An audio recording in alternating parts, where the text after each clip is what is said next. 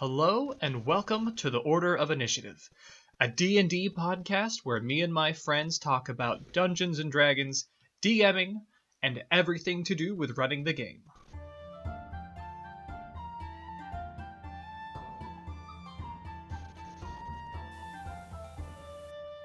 I'm Charles, and today we've got Nathan. Hello, hello. Karma. Hi. Willis. Hello. And me, I'm still here. We got a full crew today. Boy, oh boy. Alright, today we're going to be talking about combat, and designing it and running it for your game. But before we do that, we're going to roll initiative to see who leads the conversation. Here we go. 11. 5. 14. My dice won't come out. 12. I think that's Willis. I believe so. With a 14? Alright. If my math is correct, it so rarely is. Carried 6, divide by 7. Yep, I got the highest. Nice. Okay, so I'm just going to start with probably the most obvious combat thing, which is challenge rating, or CR for short. I find that it's more of a general guidelines than actual rules. How do you guys implement CR into your combat encounters? The amount of times that I throw a technically deadly encounter at my party members, and with great success, is probably far too much. I think you're right. I think CR is more there to sort of inform your decision rather than actually say what you can and can't do, especially in later game when magic items come into play. And if your players are smarter than you, they generally are, at least in combat, not anywhere else. So, yeah, I'd sort of agree there. It's really depends on the group that you're running for and what you think you can get away with, and also how many encounters you're running per day. I think that's the big one. One encounter a day means real hard stuff. If you're running like 8, probably should stick to the guidelines. It's definitely something to consider because you can do, a deadly combat with something strong. But outside of, looking at that in its own context, that's one fight. But if you're having 9 other fights that day, you have to take into account how much resources you're draining overall. So you could do a series of easy fights, or maybe just one really, really hard fight, or a mix of anything, really. Something I like to consider when doing fights, and I think this is good advice for newer DMs, is the environment you're in. There's a lot of cool resources online you can find for monsters by environment, and I think Xanathar's Guide even has one. So it has a breakdown of some monsters who are aquatic or arctic or underground environments. That can get the gears turning in your head for what the players might come across or what you could use depending on where they are. Mm-hmm. I believe one of the books even has a table for monsters by area, kind of biome or whatever, that's, I think, sorted by CR even. Oh, wow. I can't remember which one it is, but... There's a lot of encounter builders online. I'm a fan of Cobalt Fight Club, and I know D&D Beyond has a similar builder that will let you filter by environment, CR of the creatures, even the size or type of creatures. So if you want to, you're specifically trying to think of aberrations for your party to fight, you can search by those. That stuff is invaluable for me because searching through books manually takes so long. And on top of that, there are rules in there are rules in the book, in the monster manual of the DMG, that give you instructions on how to calculate your CR for your encounter. So if you want to do it manually, it's there for you. But these software solutions are invaluable because they do all that for you. It's just math, and computers are real good at that. Yeah. Karma, is there a starting point for you when it comes to building combats? Well, first and foremost, it has to somehow tie into the story, because I hate just, there's just a random barbarian / rogue encounter. Bandit, that's the word I was looking for. Well, I mean, I guess if there are, like, wandering monsters when they're traveling, yes, but, like, just, I don't know. I don't really like random encounters. I like everything to have a purpose in my story. So, I'm also really, really, really, really bad at designing, like, basic combat, because when you guys are talking about the CR, I'm like, ooh, I'm not great at that. But typically I do primarily homebrew, so I'll just scale everything up and then improv it in the middle of combat. Like, if they throw the first hit and I see, like, oh, they're really doing nothing, this is going to take 10 years, unless it's meant to take 10 years, I don't want to do that. I can always scale down. So I'm really good at making it work once combat starts, but, like, to go, oh, my party's level 7, this CR rating works best, it never does for me. So I do a lot of improv with my combat. Yeah, I'm kind of the same way. I'm, like, merciless in encounter creation, but very merciful in the encounter itself. I want to challenge my party, but I don't want to. I don't want my bad preparation to be the reason players die. Right. Yeah. Exactly. I think you shouldn't stick to your guts to the point that you're killing your party. I think it's important for DMs to, like, when they go into combat encounters, to have, like, a guideline, like a master plan for it, but to not be set in stone with that, because I've played with DMs. I've had somebody guest DM for me for this ridiculous thing I was doing, who went exactly by the book with an encounter, and it was a Kraken for a party of level 4s. That I know already doesn't work. Oh boy. But I had given her a, like, altered stat sheet for the Kraken, and she did not follow it, opened up a PDF on Krakens, and was one-shotting them, and I'm like, no, this is not what I wanted! I feel like it's good for DMs to be flexible, is a good word. I would agree. I feel like if I'm running the monster stat sheet, like, raw right out of the book, I'll always I'll try and stick to it as close as I can, because that's the play tested stuff. But as soon as I add homebrew into the mix, I need to make sure that I'm being fair, because I, in all likelihood, wrote these rules for this monster an hour ago, and right, me too. Yeah, I don't want to take my untested monster and just TPK all over them. Yeah. Right. I think one of the most important things about being flexible in your encounters and fudging rolls and changing stat blocks on the fly is, don't ever let your players know. You know, just, I think the facade of it was all according to plan is super important in combat encounters, because if they learn that you're changing things to make them easier or harder, I feel like they kind of lose a little bit of their buy-in. Yeah, you want to make it seem like they overcame a challenge. You didn't change the rules in their favor, right? Then it feels like, oh, we didn't achieve anything. Like, we didn't overcome this. You just made it easier for us. God is on our side. God is not on your side. Don't let him fool you.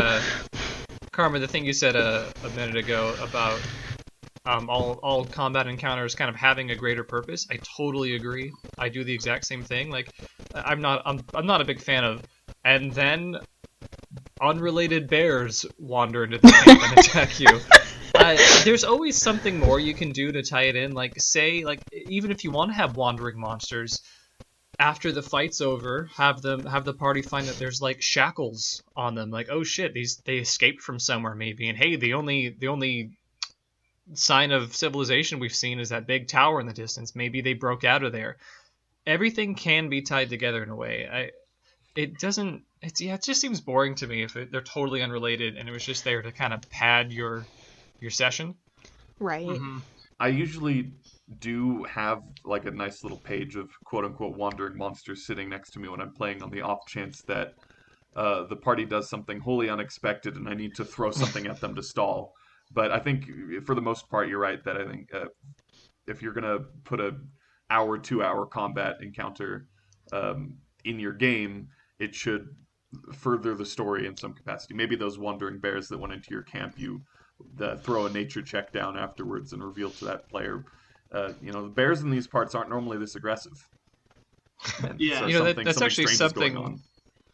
It's actually something I wanted to ask you guys about, like managing the time of a combat, because it's something I've had to work at recently. In the campaign I'm running, we had a few combats back to back that were like 2 hours, 2.5 hours, and I didn't enjoy it. No one really enjoyed it, and so I've been learning how to scale it back.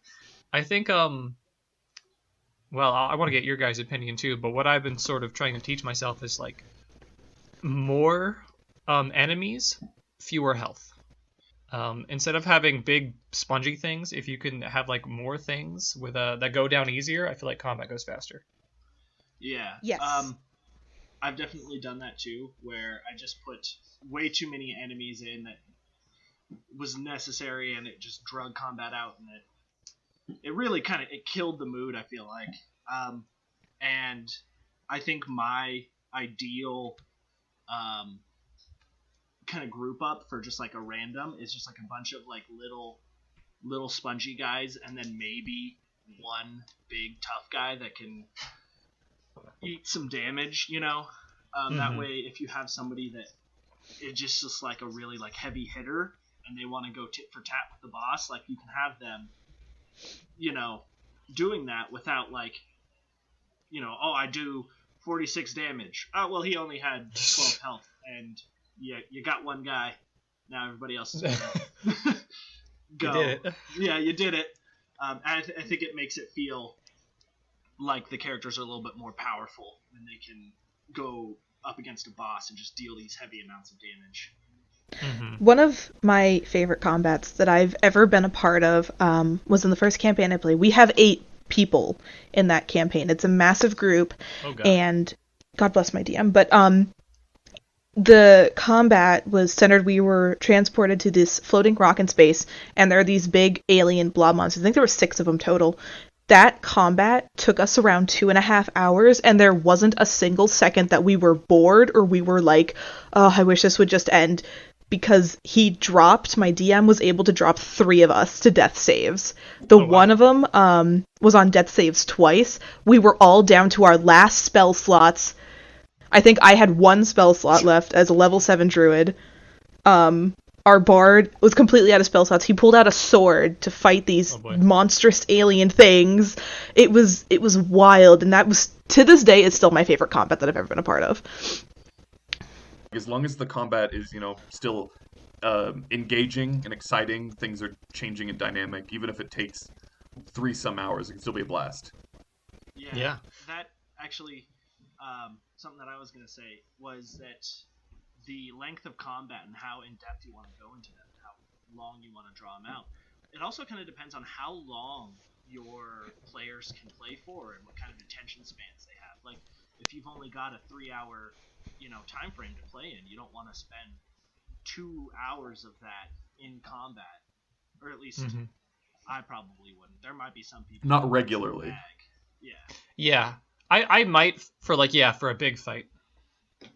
Oh, yeah. Like a culmination of an entire arc or campaign.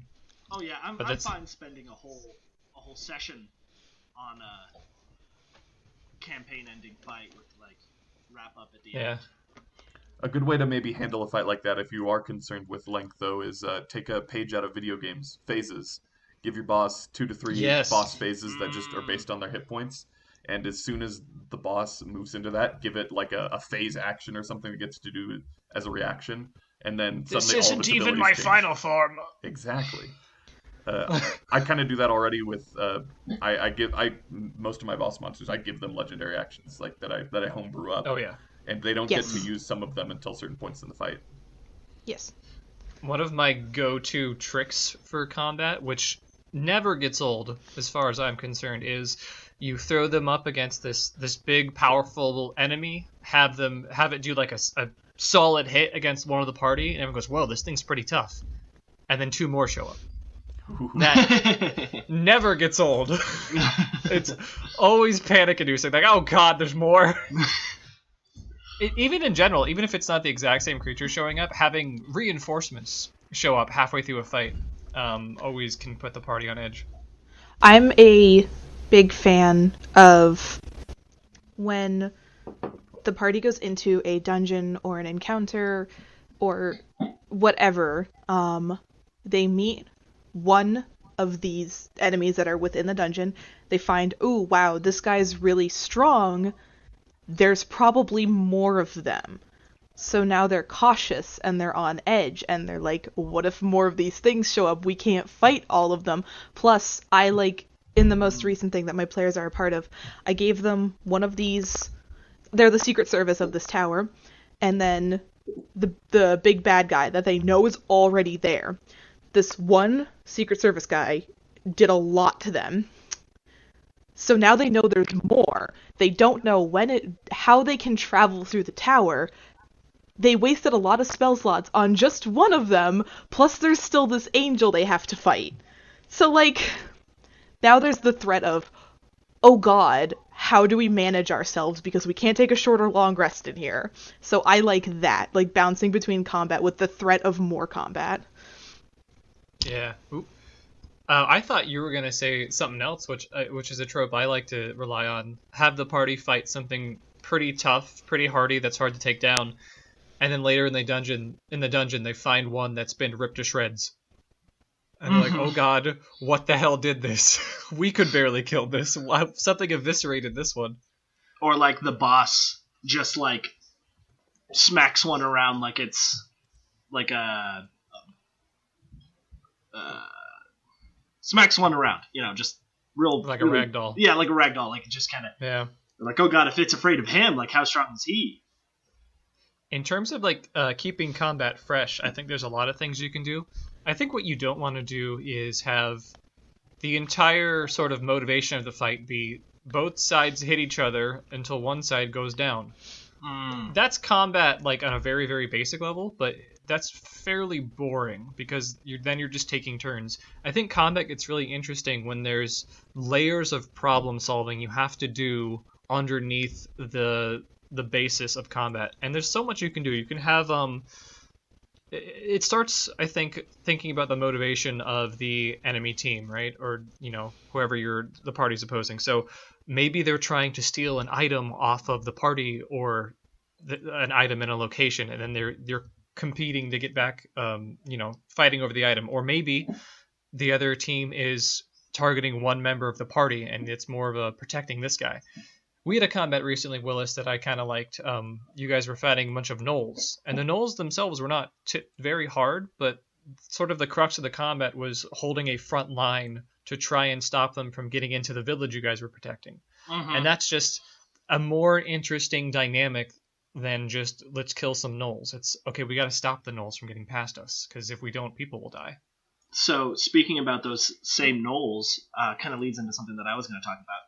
We fought them again later, and we fought them in like a wooden building, and so somebody cast a fireball or something, and the building caught fire. And all of a sudden this fire is spreading, so it's like not only are we fighting these gnolls, but we have to rescue this guy who's downstairs, and the building is on fire. So it's like we didn't just have an objective that we had to complete, enemies we had to beat. There was also a ticking clock. So it's like we had to get all this stuff done before the building completely burns, and catches us all inside. Yeah, I'm a big fan of mutually hostile environments. So a fire that threatens everyone. Because, I don't know, that just leads to some fun moments where either side can use that to their advantage. I think more than one gnoll got thrown into the fire, and that's just perfect. It's a great moment that you can't normally get without this like specific scenario. I was just gonna say I actually missed one of the things because you had one of the gnolls throw up a wall around them and one of our party members, so that added another layer where like, oh god, one of our party members is now trapped in this building, like we got to get them out too. Yeah, except like a single party member being cut off is instantly stressful, because then it's not just fighting, it's we got to get our friend out. Just the more layers of decision making and problem solving you can put into a combat, the more interesting it's going to be. one of the things I like to do is living dungeons. So there are some scenarios that I've set up where the dungeon has a turn on the turn order. It's not always present, but I'll say, before you Oh. take your turn, X, Y, and Z is going to happen. So at one point, my party was transported to essentially the inside of a volcano. There's lava inside of a volcano. There's noxious gas around, so they were all making con saves at the start of the turn order. And every so often, like, the lava would geyser up. And if you aren't, like, paying attention, if you're too close to the lava, like, there's a chance you could get burned. So, just so everyone's aware, like, that's what's going on. So I'm a real big fan of adding, like, living stages. Like, stage hazards. Yeah, I've had similar ideas when it comes to sort of a dynamic environment. I like the idea of some sort of combat, maybe in a clock tower or somewhere with a lot of like gears. So I just picture like these big like pendulums swinging through the battlefield every now and then. And if the party is smart enough to figure out the pattern of it, they would know when it's going to come through this space, and they can maybe try to shove an enemy into it. So the next time the big gear swings around, it could just smack them away. Stuff like that. Stuff that either side can use to their advantage, I think is super interesting. Yeah, and I like environmental hazards a lot too, and it doesn't necessarily have to get as crazy as that. And I love that idea. But like for if it's, happening like in the middle of the swamp or something, it could be as simple as, spots where the area is difficult terrain, or if you step into a particular area, there's a chance of getting the poison condition, or maybe you're fighting yeah. enemies that if you get too close to some vegetation, they can hit you with the entangle spell at a certain distance. I think both the environment doing things and the enemies using the environment themselves are great ways to make combat more interesting. So something I also like thinking about is considering the sort of genre you want to do, or the sort of like the style of storytelling, because in certain situations, minions are really useful. And for those not familiar, minions were a thing, I think, in 5th or 4th edition, right? 4th edition. 4th edition, where, if I remember correctly, they were just, you could throw out hordes of them because each minion has 1 health point.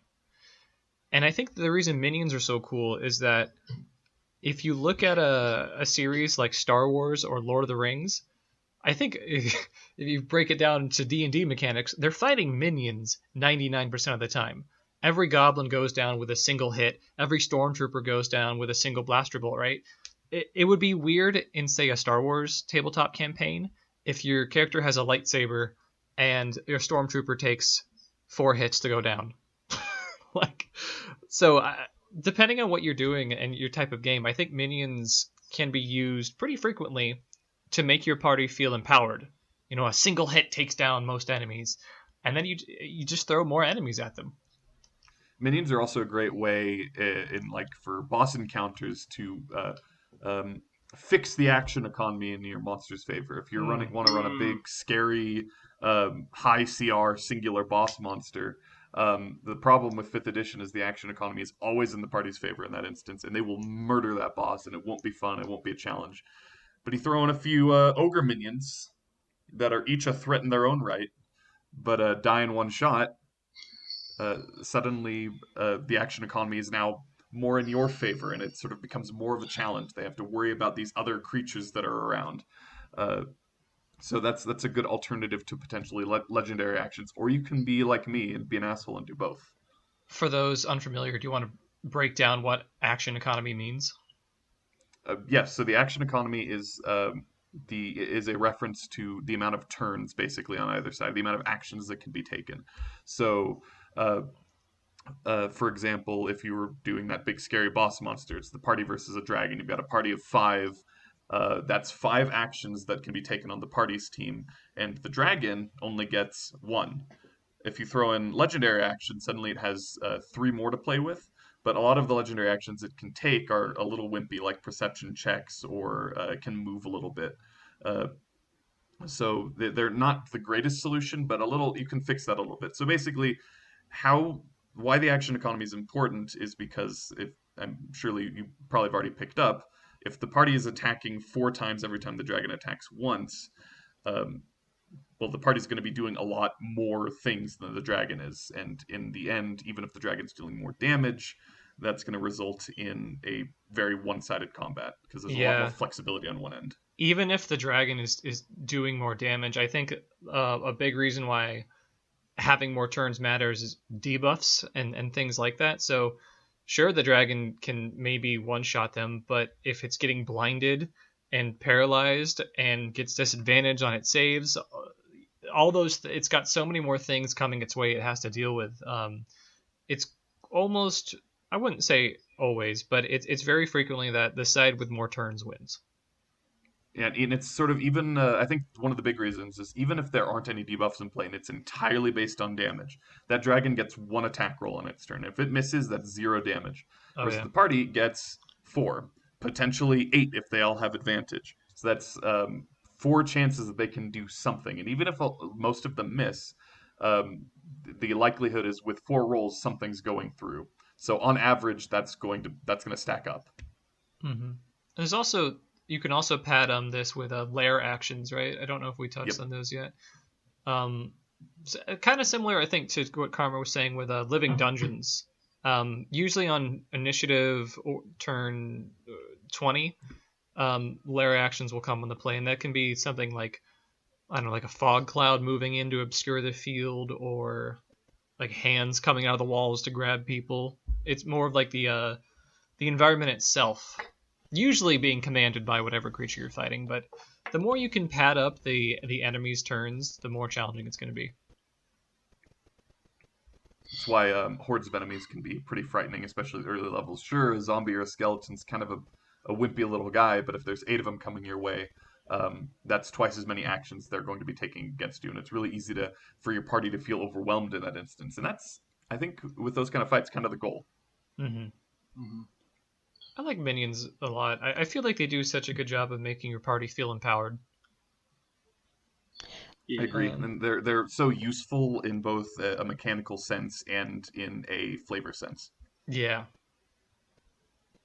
I think, Willis, you brought up before, a downside of minions is if the party doesn't know they're minions, they might throw out a really high damaging spell that hits one thing, and then it kind of feels like a waste, you know? Mm-hmm. So maybe, I don't know if there's a good way to set that up to warn them beforehand, you know?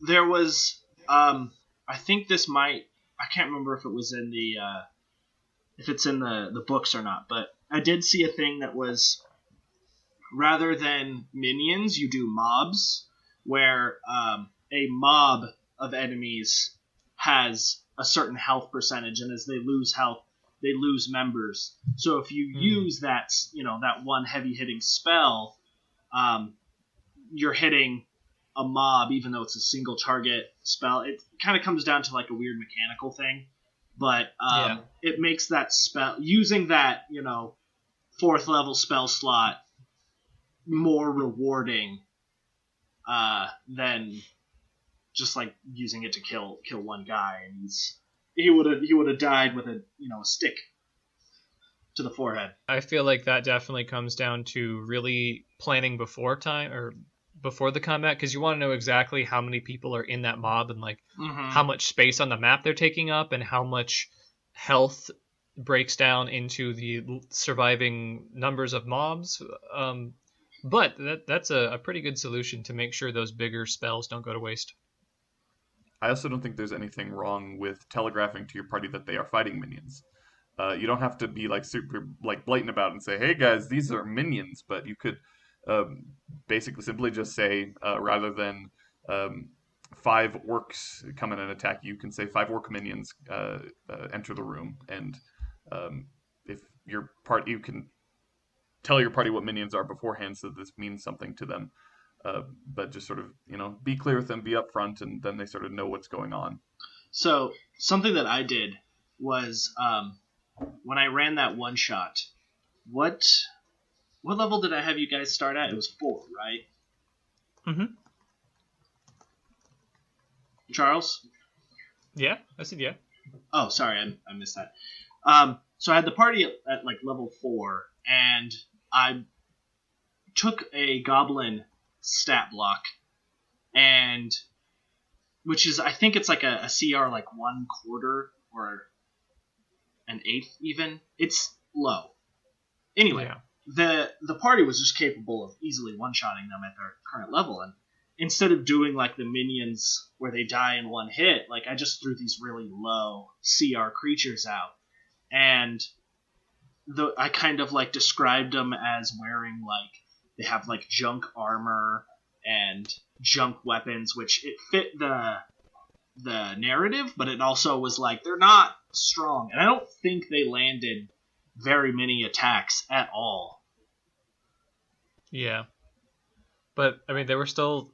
I think at the end of the day, it was still memorable. Mm-hmm. So that's kind of the most important thing. Yeah, and that was what I was going for. Rather than a dangerous encounter, I wanted something that would be fun to do. Yeah, I think you said they had like plates, like dinner plates as armor. Yeah, some for context, we had been eaten by a bag of holding, and there was just like junk as far as the eye could see, and it was a really interesting environment. Mm-hmm. That's awesome. Yeah, and it was just like they were basically fighting teddy bears, but they were like goblins that had been turned into like crochet goblins, and they were just like literally getting the stuffing kicked out of them. Something I've started to do recently in combat, and this is more just a flavor thing, I have started flavoring hits as near misses for the most part. Because I feel like it's weird if you take D&D at its base level and your health going down are hits, and so say in a combat your fighter falls to like 1 health, and then after he gets stabbed like 9 times, takes 4 arrows, takes a fireball to the face, and then afterwards he takes an 8-hour nap and he's 100% better. That seems weird to me, and I get that maybe you can just brush it aside and it's just the mechanics of the game. But my way of fixing that is near misses, right? So the arrow that hit him, right? He just barely dodges it. And then you're losing health on a mechanical level. But then you don't have to reconcile the fact that you just took an arrow to the gut, and you might take 5 more arrows to the gut and then get over it by sleeping. And then the final hit can still be like, that's the sword strike that actually hit you. And then it feels a little more dramatic. I have a friend that rather than hit points calls them heroic points, because it's your ability to heroically dodge and take these near misses. And, withstand these what would have been fatal blows until that last one. You're out of heroic points, and you take an arrow to the face. The other reason I really like it is because I've been able to call on the party to describe how they're narrowly dodging, and it just gives them more chance to role play and feel cool. So like I've been asking, like, when we're fighting this big Knoll chieftain and he swings and technically hits the barbarian, I say, okay, how do you barely dodge this attack with an inch to spare? And it just gives them more chance to flex their cool muscles. I'm very much a fan of flavoring attacks, dodges, everything. Mm-hmm. So when I tell my party to like go do the fight, I say, well, how do you do this? How do you fight? And my players are more or less very receptive to it, and the one like gets mad if I like stop him from doing his flavor. Not that he gets like mad at me, but he's just like, I wanted to do this. I'm like, okay, we'll go do that then. I think even with this system I'm doing, I still have the occasional hit be an actual hit. Like usually like critical hits, that'll be like, oh, this one actually like got a significant cut on you, and then it feels like more serious. I feel like I'm a big fan of it. Or if you deal like 50 friggin' damage, then yeah, it probably deserves to draw some blood. Yeah, I don't know if the whole party felt the same way, Willis, but that fight with the barbarian and the Knoll, I liked it a lot. It just felt more personal when they were all near misses. It felt more like a duel as the fight was going on, rather than, all right, you stab him, all right, he stabs you, all right, you stab him. Like, maybe it's just me. It feels a little weird to get so many like actual hits in. it feels like a more real fight than it, just bludgeoning each other's health bar away. I think the reason I don't do it that way is just because I'm so particular about it. If I were to do it that way, I would want to, for example, critical hits would be a hit, dealing massive damage would be like an actual hit. I have like all these individual edge cases where I'd say, oh no, that would actually hit, and then but I then to be able to accomplish that, I'd have to keep track of my party's hit points, which I can't be bothered to do that. And so I just say you get a scratched along the side. Usually I'll describe a hit, but I'll put it in a non-vital position. Why would you have to keep track of the party's health? There have been a few times where I've tried this and I've dealt an amount of damage that I didn't think that was very big, and then I realized, and then the players, and I described it as like, oh, you just barely block it with your shield bending you down and feeling a bruise on your arm, and it's like, wow, that's like half my health. It feels like more like a bruise. And it sort of it takes me out of it, and I feel like I would want to be very precise on how I do it. So it's probably just a problem with me. But I feel like, isn't it a good solution to always have everything be a near miss until they go down? Because then, regardless of how much health it took out, it's like you feel the firebolt fly past your face and you feel it burn off a few hairs. Like, that can be any amount of health lost. It's just sort of like your stamina or even like your luck eventually running out, That's a fair point. And maybe I'll give a go at it sometime. It just feels wrong if I have a player's health in one attack and it's a quote unquote miss. Like I said, I think of it as luck. I don't know if anybody has more that they want to add to this, but I had something that I kind of wanted to bring up. I'm good. Okay, yeah, I was gonna say nobody's stopping me, so I'm gonna go ahead. So I read this article a while ago, and it was titled something like "Why I Don't Use Battle Maps and Why You Shouldn't Either," or something like that. And it was this whole argument about why not using battle maps is a good thing, and I think a lot of the premise of it was hinged a little bit on in-person play, where you could really communicate more effectively with players, and it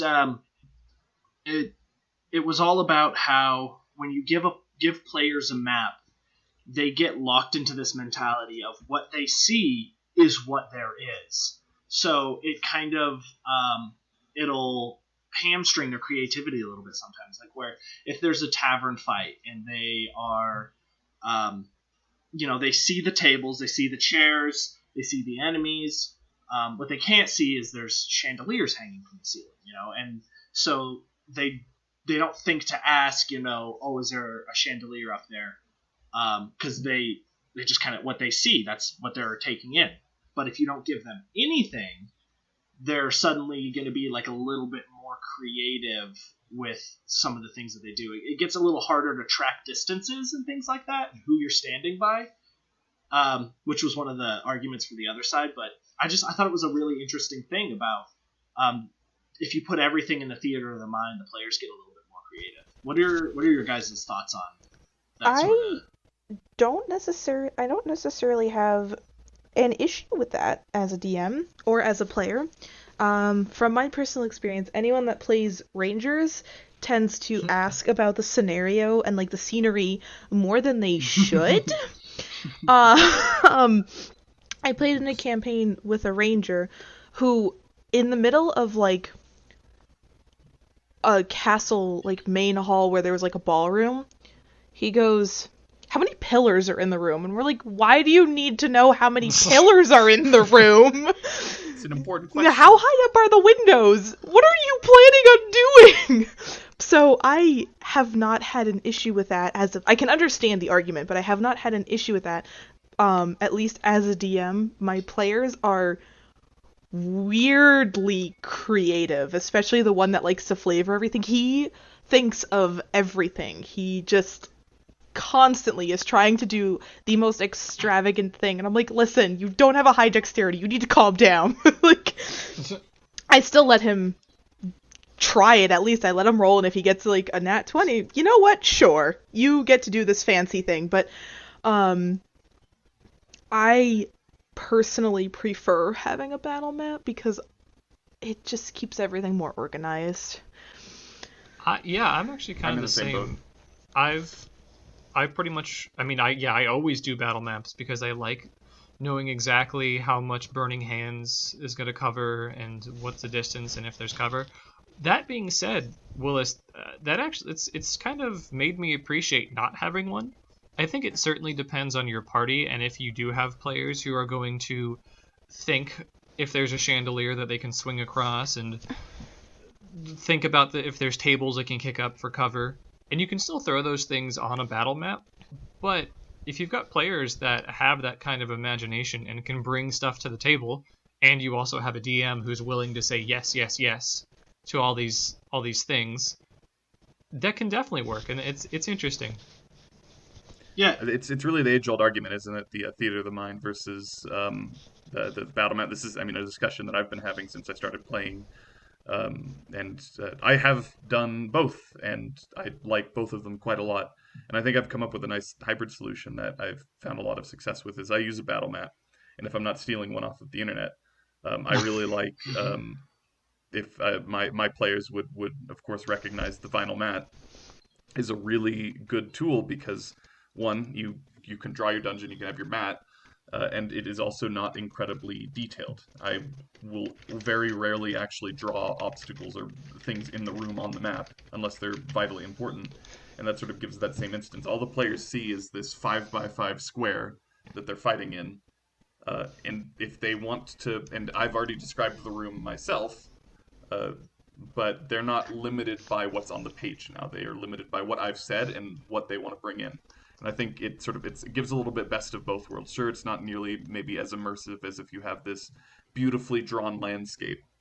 Yeah. And it's maybe a bit more restrictive than nothing there at all. But I think it brings in that element of player creativity with also that structure, and that I'm not required to figure out exactly how every single room is laid out. I think for as a player, I definitely prefer the battle map for the immersion purpose, because it's probably just my brain, but I definitely can step into the scene a lot easier with a more detailed battle map. I guess I never really thought about like it hampering my creativity, but it's an interesting point. I think ultimately I probably still prefer a battle map just because I can see it in my mind's eye a lot easier because I'm fucking looking at it, you know. So there was something, doing it entirely in the theater of their mind requires a sort of willingness to let go of the rules, because I know everything has a certain amount of distance that it can move, and it is important that a horse can move farther than a person. But when you're playing with no battle map, distances and things like that suddenly they're less important, because it's and there was a system that I played with that was Fate Core, which I ended up abandoning because I didn't like it very much, but it hinged on the idea that you have areas where it's like, oh, here's you have the downstairs area, you have behind this barricade, you have upstairs, so it was kind of like composed almost of rooms, and if you were in a room and somebody else was in a room, you and that person are fighting, and it made it less that you're just standing face to face exchanging blows, and that you're like, you're moving all over the room. It made it a lot more narrative. And I think taking out a battle map, it makes things a little bit more confusing, and you have to be willing to allow for less restrictive rules, or like that say maybe by the rules they can't get there, but like, to be a cool moment, so just let them do it. And it makes it a lot more narrative. I really like the idea of the entire room now being what you have access to rather than your 30 feet of movement, You can break it down mechanically, but I think Nathan had talked to me about Fate Score Fate Core. I love Fate Core. Fate Core. Yeah, Fate Core, yeah. It definitely depends on like the style of game you want to run, but a more flexible, creative approach to combat intrigues me a lot, because if you've got the right players or you yourself have the right imagination, I feel like there's so much you can do with that much freedom, you know? Mm-hmm. I've done whole campaigns in Theater of the Mind, and like if you the DM are patient enough and comfortable enough with the improv on the fly to do it, it can be a very rewarding experience, because rather than a player looking at a grid, counting boxes and saying, okay, I can do that, say, am I close enough to be able to make an attack? And you basically have to make the decision, are they within 30 feet or are they without 30 feet? And then you could just say, oh, you're about 15 feet away. If you just run up, you can smack him. Oh, you're about 30, you're probably about like 40 feet away, so you can't get to it this turn. But if you do blah, blah, blah, blah, you might be able to do something cool. And it becomes more of a discussion with your party rather than a looking at a grid. Yeah, I think that like the hard battle map does set up interesting choices to be made, because like, okay, I can't quite make that. Do I want to risk this and risk that? I feel like the consequences are more clear cut, but you kind of just pointed out you can still kind of make those calls and like tell your party what the risk is of doing this, or still tell them like, okay, you're not quite close enough. There's a lot of advantages and disadvantages to all these. Yeah, and something that I also wanted to say is, again, like it requires the same amount it requires a certain player and DM where if you have a player that's like they wanna kind of they want to socialize a little bit, and they don't want to use their entire brain space on it, which I can't really relate to that because I am so in love with it that I want to just dive in. But not everybody is like that, and they don't want to have to keep that stuff going in their mind when it's not their turn. And the other thing is consistency. With Theater of the Mind, if you tell a player, like, say you have two players that are standing right next to each other, and one of them's like, do I have enough distance, or can I get over there and hit that guy? And you're like, yeah, it's borderline. So you say, yeah, you're close enough, and then you forget that you have said that, and then the next guy goes and he's like, oh, so am I close enough? And you're like, no, you're not close enough. Then all of a sudden your buy-in goes away a little bit, and they're kind of like, oh, he's just playing pretend with himself. He doesn't have a plan. He doesn't know what he's doing. And I think that definitely comes down to DM prep, though. Like if you're, I think that's less of an issue with the DM as it might be with the players, because as the DM in the Theater of the Mind situation, you are interacting with this theater battlefield every single turn. So as a player, you do your thing in your turn, then you goes around to everybody else, and you might phase out a little bit. But as a DM, you're actively talking with every single player about what the battlefield looks like right now.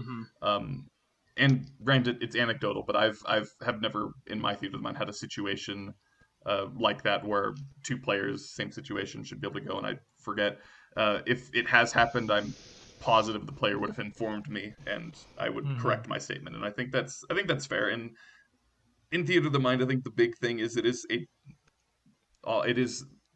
just like D&D's collaborative storytelling. Theater of the Mind is just the next sort of step of that. You're collaborating to do this combat. Taking player input in that instance is just as important as you being able to mentally picture this battle. Something I think we should probably discuss is the types of enemies you throw at the party. So a really basic but effective setup is to have, your the enemy have frontline fighters who are all melee based, and then behind them ranged fighters. So something as simple as guys in front have swords, guys in back have bows. I always come back to the idea of decision making. So do you want to target those guys in the back to make sure they're taken care of, or do you want to like hold your ground and take care of these physical fighters? Because if you have to rush past them, they're probably all going to get opportunity attacks. So even small decisions like that. To your back line. Yeah. And also throwing in spellcasters instantly makes stuff way more interesting.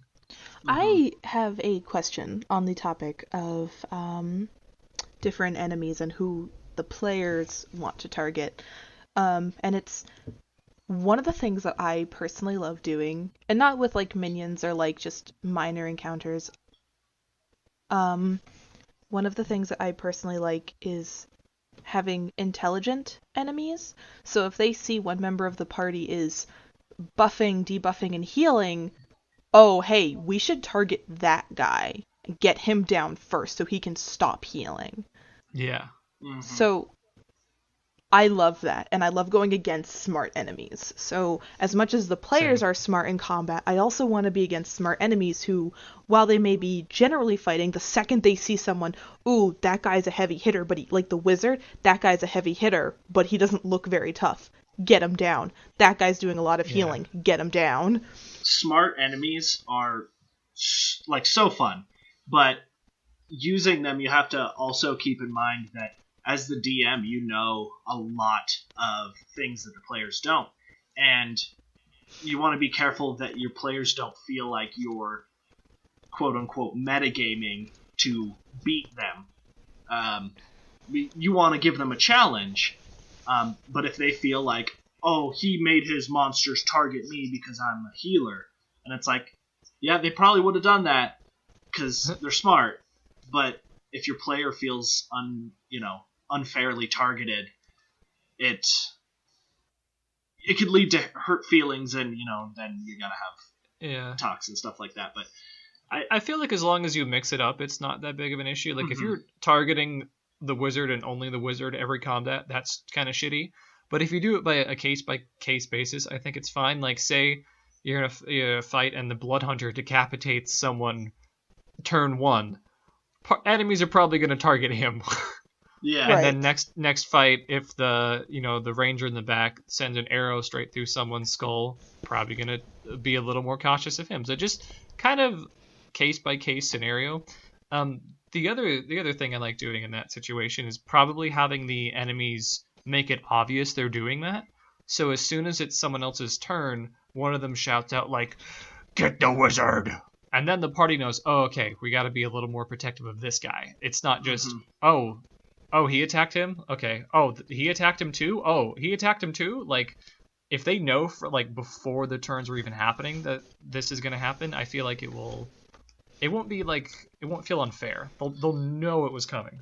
it also depends kind of on how you do it. Like if you have somebody with a really high AC, of course the way around high ACs are saving throws. And if you have enemies come in who don't, really know characters' ACs, or if you have NPCs or enemies that come in that don't know the characters' ACs, and then you have them right off the bat start using techniques and things that are going to be really effective against your party, like those are smart enemies, but the party is going to be like, how did they know that that was the thing that they needed to do?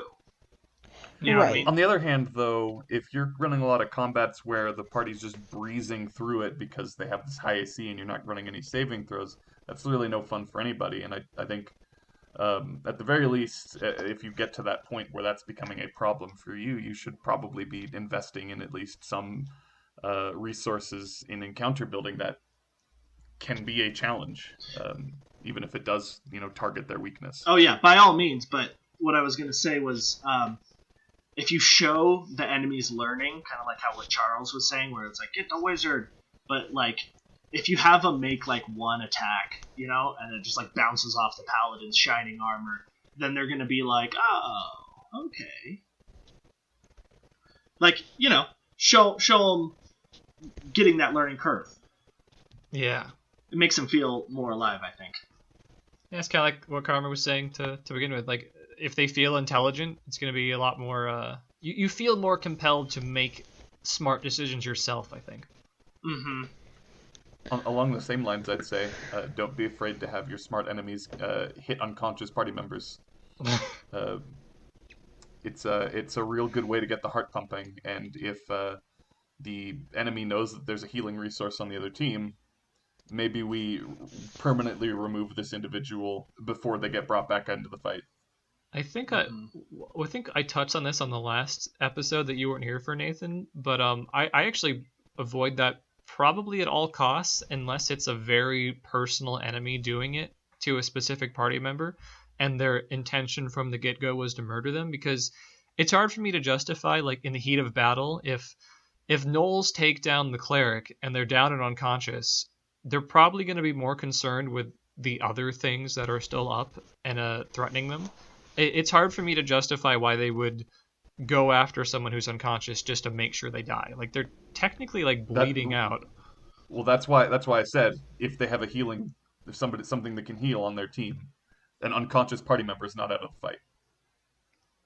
Yeah. And that's sort of what I'm getting at, is like they're like, oh, that cleric over there is dropping holy magic to heal his party member. This guy's out of the fight for now, but there's one good way to get him out. And of course, that's really based on DM. If you're a DM that doesn't, who wants to play a more low lethality game, that's all your, that is your prerogative. I think as a DM want to definitely put my players in a dangerous spot.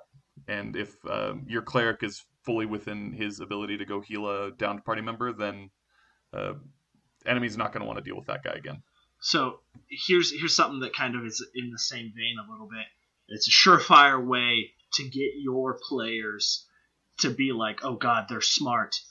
Once somebody goes down, somebody throws out a healing spell, and then the enemy throws out a counter spell. I think counterspelling healing spells is just like one of the biggest shocks that you can get as a player, in that, like, my god, they're smart. Yeah, counterspell in general is such a fun thing to throw at the party. Mm-hmm. I think my favorite thing that ever sent me into a shock was, I'm playing a druid. Of course I am. And she, did her wild shape into a big elemental, and she's an earth elemental, and she's gonna go pummel these things. And the enemy, and my DM was doing a bunch of homebrew nonsense, but he snapped his fingers and did like a mass dispel magic and knocked me out of my wild shape. Oh. And I was standing there like, what do I do now? Panic. I'm a moon druid. I only know wild shape. This is my thing. Yeah, and I was like, what was that? What did he do? And my DM was like, you're level 13. You're against smart opponents. And I was like, oh no. So I love that. And he explained to us, like, getting into higher levels, he was like, you're going to be against smart enemies. If they see a healer, they're going to go after the healer. So, like, I was cool with it. I knew what I was getting myself into, but it threw me for a loop. And I was like, okay, there's both my wild shapes gone. Yeah, I like the idea of, I'm going to reference Tucker's Kobolds for a minute, because I just love the idea of these like super weak enemies, but they're just so smart that they become like a real threat. Yeah. But I also am a huge fan of the enemies get smarter as you level up, because it's the same way in lots of video games, and that's, in my opinion, tabletops trump video games in terms of what you can do. But like, I like to see enemies get smarter as we get farther into it, because if you're at level 13 and you're fighting things that are, stupid like goblins, unless they're like super strong, then it takes away from the fight a little bit. Yeah, for me, combat design always comes down to layers of decision making. I like the combat I threw at you guys with the hags performing a ritual, because there was a visual element to it. There was a bunch of fires that were being lit up every turn that was going to complete a circle, and I think that instantly told you guys, okay, there's a ticking clock element. The hags themselves were behind a force field, so you couldn't target them directly. There were other things in the room that were fighting you, so instantly a lot of decisions to make. There was a book in the corner that maybe had some clues on how to help. So it's not just let's punch the hags till we win. It's how do we even get to them? How do we stop this? All within the framework of combat. Yeah. And because we gotta wrap soon, I just want to throw out super quick a memorable combat I had recently. I'm gonna keep it very spoiler free, but recently in the campaign I'm in, the entire sort of flow of the fight was not about winning. It was simply about not dying long enough for a ritual to take place that would protect us. That was so different to any other fight I've been in recent D&D. Because like every turn I took the dodge action. and if I was getting hit, I was using my defensive duelist feature to bump my AC, and I had no hope of winning this fight. I just had to not die for long enough. And that was so memorable.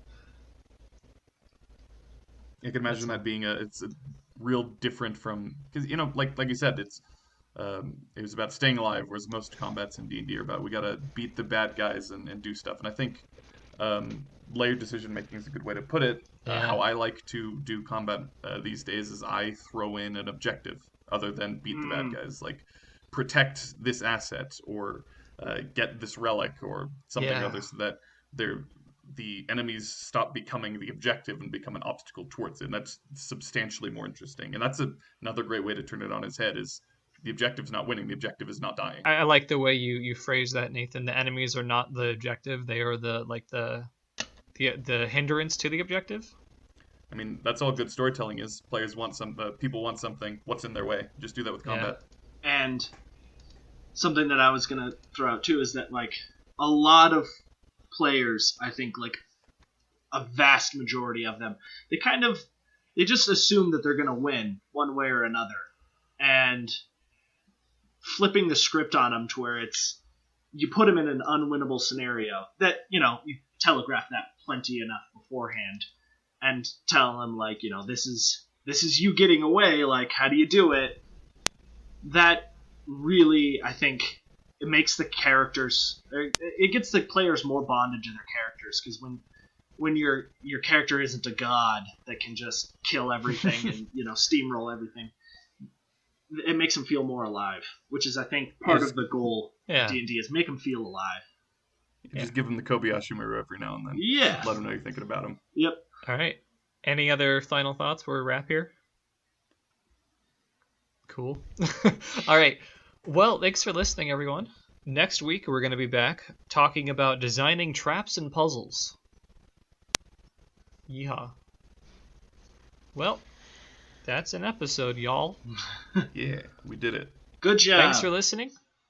Don't forget to check out our Twitter. We are the Order of Initiative on Twitter, and there's a link at the top that will let you submit your own questions if you want to send in a question for us to answer. Because we've done so many of those. You guys really need to slow down with all the questions. All right. Getting swamped. Yeah. Thanks for listening. Thanks for listening, everyone. See you next week. Y'all come back now, you hear? Bye.